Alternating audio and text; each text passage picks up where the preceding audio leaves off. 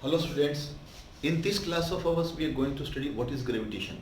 So the concept of gravitation when it's applied to the earth, in everyday phenomena we see that every object is being attracted by the earth towards its center with certain force. And this force of attraction with an object is being attracted by the earth towards its center is called force of gravitation of earth, and it is also called gravity of earth. But same phenomenon can be extended to every object in the universe. And later it was realized and the law was given by Newton.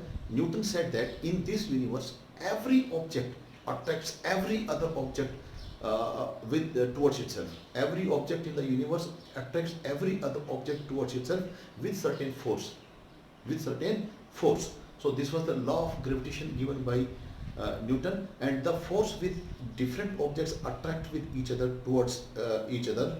These are called force of gravitation or gravity. In case of earth it is called force of gravitation, force of earth or gravity of earth. And in other objects when we are referring it to, we simply say it is force of gravitation or the gravity. Now Newton gave the law that the force of attraction is directly proportional to the product of the masses and inversely proportional to the square of distance between their centers. Now let us say there are two bodies here. One is here, another one is this one. Say this is M1 and this is M2, and the distance between their centers is R. So according to Newton, the force of attraction that is going to be established between these two objects whose masses are M1, M2 and which are separated by a distance of R, that is going to be directly proportional to product of their masses and inversely proportional to the square of distance between their centers.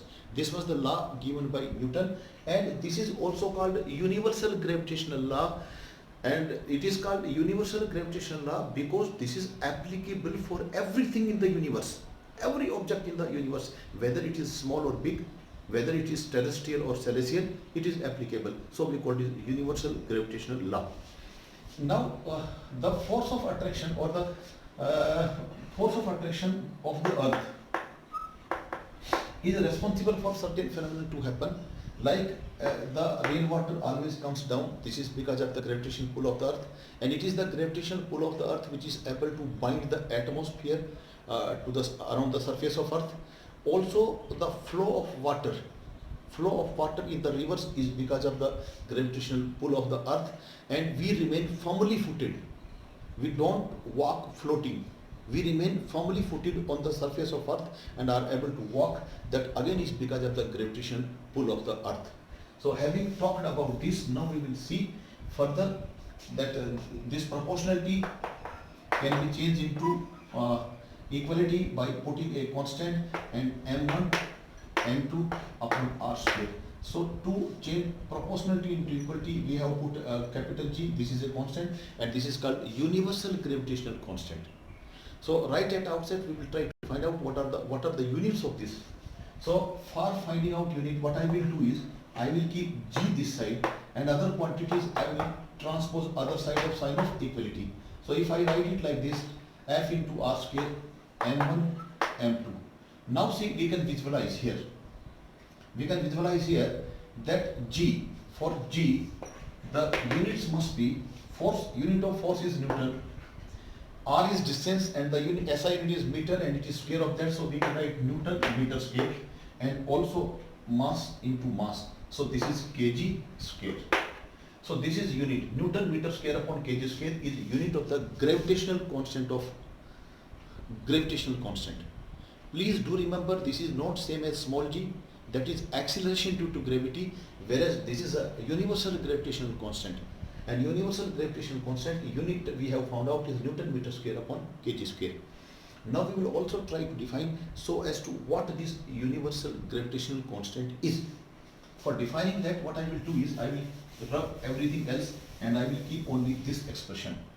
Now if I want to define this, and so many other quantities are associated, see, defining this is not possible. What I will do is I will keep this here and I will make this as 1. Please do remember, this is 1 kg, and if this is also 1 kg, and this is 1 meter. So if I take two bodies whose masses are 1 kg each, this is M, this is also M. Now this is not M1 M2 because mass is 1 kg, or else I can write 1 kg and also 1 kg, and let me say the distance between these centers of this is 1 meter. So 1 into 1 upon 1. So this becomes 1 into 1. 1 divided by 1 is 1. So the whole quantity up to here has become 1. So G into 1 is G. Now you can see G is equal to F. But see, G can never be equal to F because this is force in newtons and that is Newton meter square per kg square. But they can numerically they can be equal. So universal gravitational constant I will try to define here. Please try to concentrate. Universal gravitational constant is numerically equal to that force in Newton, or else I can say universal gravitational constant in Newton meter square per kg square is numerically equal to that force in newtons which is existing between two bodies whose masses are 1 kg each and which are separated by a distance of 1 meter. See, here distance was taken 1 meter, that means these bodies are separated by a distance of 1 meter. Another thing that I told you is masses is 1 kg. So 1 into 1, 1 divided by 1, 1 into G, G is equal to F. Now you can say universal gravitational constant in Newton meter square per kg square is numerically equal to that force of attraction. And please do remember, here the gravitational force is always force of attraction, it is not about force of repulsion. So universal gravitational constant in Newton meter square per kg square is numerically equal to that force in newtons which is existing between two bodies whose masses are 1 kg each and which are separated by a distance of 1 meter. Let me also tell you this, gravitational force is a vector quantity and the direction of force is along the line that joins the centers. That means this force is a vector quantity, it has got a magnitude, it has got direction. And the direction of force, I said, is acting along the line that joins the centers of the object. So this is a vector quantity, the force is a vector quantity. Now we will further talk so as to what the value of universal gravitational constant is. Now the force F is equal to G m1 m2 divided by r square. Scientists by experiment, by hanging gold balls of 1 kg and 1 kg with the strong but delicate threads, they have done this calculation and the distance between their centers is 1 meter. Then this was found to be capital G.